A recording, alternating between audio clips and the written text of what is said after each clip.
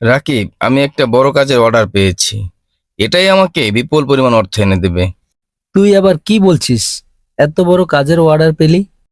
হ্যাঁ, তোর আর কি। আমি জানি তুই কখনোই আমার সফলতা মেনে নিতে পারবি না। তুই থাক, আমি চললাম।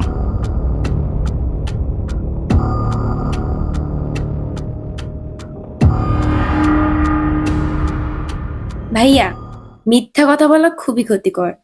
কুরআনে আল্লাহ বলেছেন, মিথ্যাবাদীরা আল্লাহর কাছে অপছন্দনীয়। তুমি কি জানো, একদিন তোমার মিথ্যা কথা বলা তোমাকে ধ্বংস করবে?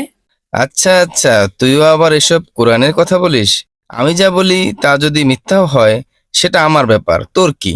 ভাইয়া, মনে রেখো, মিথ্যাবাদী জীবনে একদিন পরিণতির শিকার হয়। আল্লাহ কখনো তাদের ক্ষমা করেন না যারা মিথ্যার পথে হাঁটে।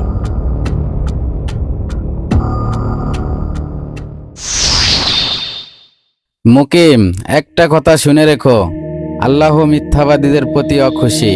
মিথ্যাবাদী কখনো সুখী হতে পারে না, কারণ সে একদিন সবার কাছে ধরা পড়বে। কোরআনে এসেছে, মিথ্যাবাদীরা জানবে তাদের মিথ্যার পরিণতি কি হতে পারে। আপনি তো শুধু বক্তৃতা দেন, কিন্তু বাস্তবে তো আমি লাভবানই আছি। পরেরটা পরে দেখা যাবে। মনে রেখো, মিথ্যা কখনো ভালো ফল বয়ে আনে না। একদিন তুমি যখন আল্লাহর সামনে দাঁড়াবে, তখন মিথ্যার শাস্তি তোমাকে ভোগ করতেই হবে। তখন কোনো কুল কিনারা খুঁজে পাবে না।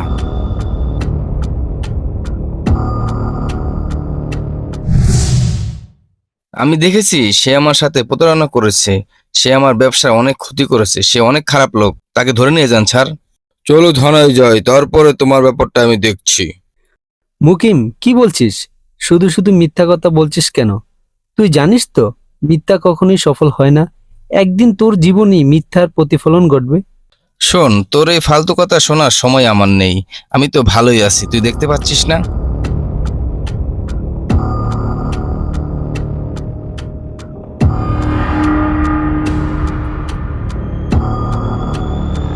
তোমার জন্য আমি জেল খেটেছি। তোমার জন্য আমি মিথ্যা কথা বলেছি। কঠিন শাস্তি হবে। তোমার জন্য আমি জেল খেটেছি।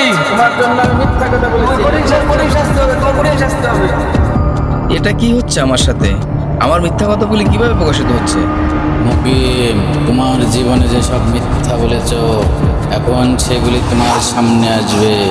আজ তুমি জানবে মিথ্যা বলা শাস্তি কি হতে পারে।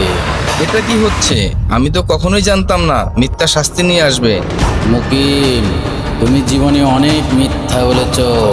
তোমার মিথ্যা কথাগুলি অন্যের ক্ষতি করেছে। এখন তোমার শাস্তি অপেক্ষা করছে। আমি আল্লাহর কাছে ক্ষমা চাই। আমি বুঝতে পারছি মিথ্যা শাস্তির কারণ হতে পারে। তুমি যদি সত্যের পথে ফিরে এসো, আল্লাহ তোমাকে ক্ষমা করবে। কিন্তু তোমার সেই সময় আর নেই। আজকের শাস্তি তোমার মিথ্যার পরিণতি। বাঁচাও, বাঁচাও, পুড়ে গেলাম, পুড়ে গেলাম।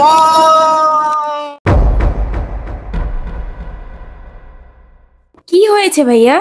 হঠাৎ চিৎকার দিয়ে উঠলে, ভয় পেয়েছো নাকি? হ্যাঁ, আমি অনেক ভয়ানক একটি স্বপ্ন দেখেছি। আমি আমার মিথ্যা কথা বলার জন্য অনেক শাস্তি পেয়েছি। আমাকে আগুনের মধ্যে ফেলে দেওয়া হয়েছে। ভাইয়া, আমাদের সবার জন্য এটা একটা বড় শিক্ষা।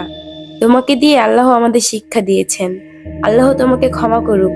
মিথ্যা কখনোই ভালো কিছু বয়ে আনে না। হুজুর, আমি আমার ভুল বুঝতে পেরেছি। আপনি সেদিন যে কথাগুলো বলেছিলেন, ওই কথাগুলোই ঠিক। মিথ্যা কখনোই ভালো কিছু বয়ে আনে না, আর মিথ্যা কথার জন্য অপেক্ষা করছে ভয়ঙ্কর শাস্তি।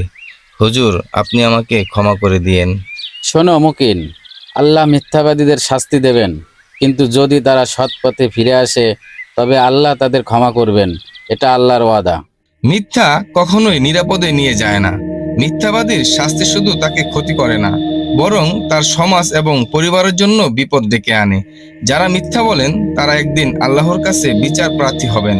সুতরাং আমাদের উচিত সত্য বলা এবং সৎ পথে চলা।